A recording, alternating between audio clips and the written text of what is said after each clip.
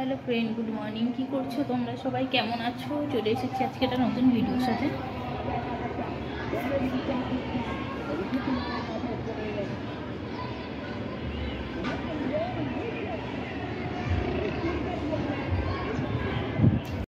আমাদের রানী এখানে ওয়েট করছে কখন ঘরে ঢুকবো, এখন ঢুকতে দেবো না। আমি এখন রান্না চাপিয়েছি, বাইরে প্রচণ্ড রোদ, দেখো আমাকে দেখে দৌড়ে পালালো। আর আমি এদিকে রান্না করছি।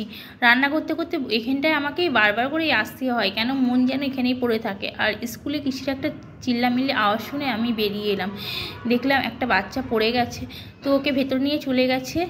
আর আমিও এদিকে রান্না চাপিয়ে দিয়েছি, অনেকটা বেলাও হয়ে গেছিলো, তো রান্না করে কাটা বাছা হয়ে গেছে, তো রান্না চাপিয়ে দিয়েছি।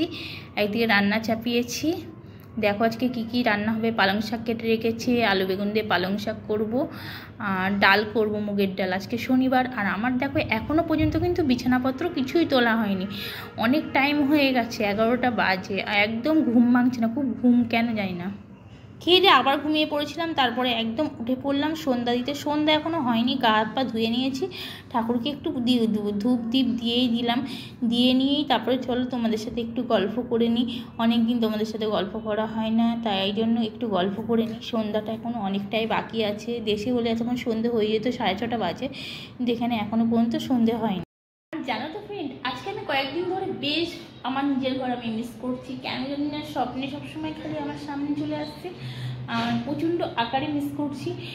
কেন করছি বলো তো? আমি কিন্তু কখনো কিন্তু আমি নিয়ে ভাবি না বা মনেও আনি না, কিন্তু আজ বেশ কয়েকদিন হয়ে গেছে কন্টিনিউ কিন্তু আমি একই স্বপ্ন দেখে যাচ্ছি। এটা কেন হয় তোমরা কি কেউ জানো?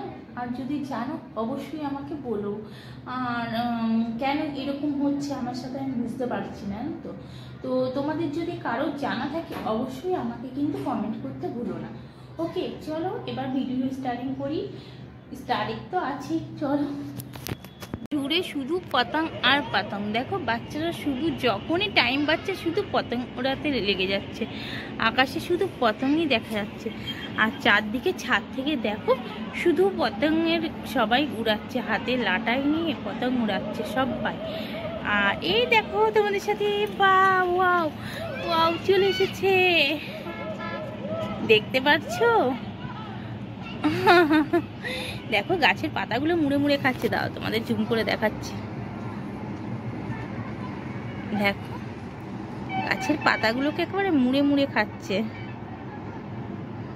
কিন্তু এদেরকে দেখাই যায় না। না, আগে যেমন ছোটবেলায় খুব দেখতাম, আমের সময় হলে আমাদের আমবাগানে ভর্তি হয়ে আসতো, আর হুপ একটা কি ডাক দিত, সাথে থাকতো মদ্দা, যেটা নাকি ওদের একদম সেক্রেটারি বা বলতে পারো প্রধান, সে কিন্তু সবসময় সাথে থাকতো। এখন বড় হয়ে কিন্তু সেরকম আর দেখতে পাই না, ওদেরকে এক এক করে অ্যাড হচ্ছে। দেখো দুজন এসছে, ওই দেখো একজন এসে বসলো, 3জন। এদেরও একটা দল থাকে নিশ্চয়ই, যখন যায় সব দল বেঁধেই যায়, ছোট্ট থেকে একদম বড়। দেখি বেশিরভাগ বড় বাচ্চাগুলো কোলের মধ্যে থাকে, মায়ের কোলের মধ্যে একদম চিপকে থাকে, চামচিকের মতন চিপকে থাকে। তো এখানে আমি যদিও দেখতে পাচ্ছি না, কিন্তু অবশ্যই হয়তো এরা সবাই গ্যাং ধরেই এখানে এসেছে। কি বলো তোমরা? আর আজকে দেখো কি ভালো লাগছে, একটা হাওয়া, ফুরফুরানি হাওয়া দিচ্ছে, হাওয়াটা কিন্তু গায়ে লাগছে, আর ঠান্ডাটা একদম অনুভব হচ্ছে।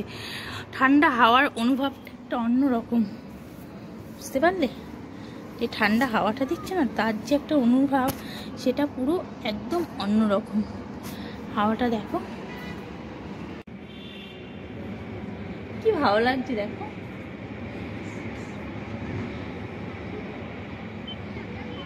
আমার বেশি টাইম এখানে ওয়েস্ট হয়, আমি যখনই দাঁড়িয়ে থাকি এখানেই দাঁড়িয়ে থাকি, বেশ চারদিকটা দেখতে থাকি। যতই দেখি ততই যেন মন ভরে না। এরকম অনেকেই বলবে যে একই জিনিস কি দেখবে, কিন্তু জানি না, এখানটায় যতই দেখি অতই যেন আমার কমতি মনে হয়, যেন মনটা ভরে না দেখেও। স্টলটা দিয়েছে পানিপুরি স্টল, তো আমার বাইরের খাবার বন্ধ ছিল, ওই জন্য যাওয়া হতো না। আর এইখানটা দেখো পাশে রয়েছে ঘুগনির স্টল, তার পাশে রয়েছে পাও বড়ার স্টল, তার পাশে হোটেল, মানে সমস্ত রকম, মানে সেন্টটা যেন আমার মধ্যেই চলে আসছে, সমস্ত রান্নার বলো যাই বলো সমস্ত কিছুই আমি এখানে দাঁড়িয়ে দাঁড়িয়ে উপভোগ করতে পারি। একটা মেলার মতনও বলতে পারবো। মার্কেটেও এতটা সেন্ট আসে না। তোমাদের কী বলবো, যদি আসো তাহলেই বুঝতে পারবে এখানে, না হলে কি করে বলবো বলো তো, কি করে বলি, বলে তো বোঝানো যাবে না। আর সবাইকে ইনভাইট করছি, চলে আসবে। দেখো দূর দূরান্ত সব জায়গায় আলো জ্বলে গেছে। এখনও পর্যন্ত কি সেইভাবে সন্ধ্যা হয়নি, কিন্তু সব জায়গাটায় চারদিকে আলো জ্বলে গেছে।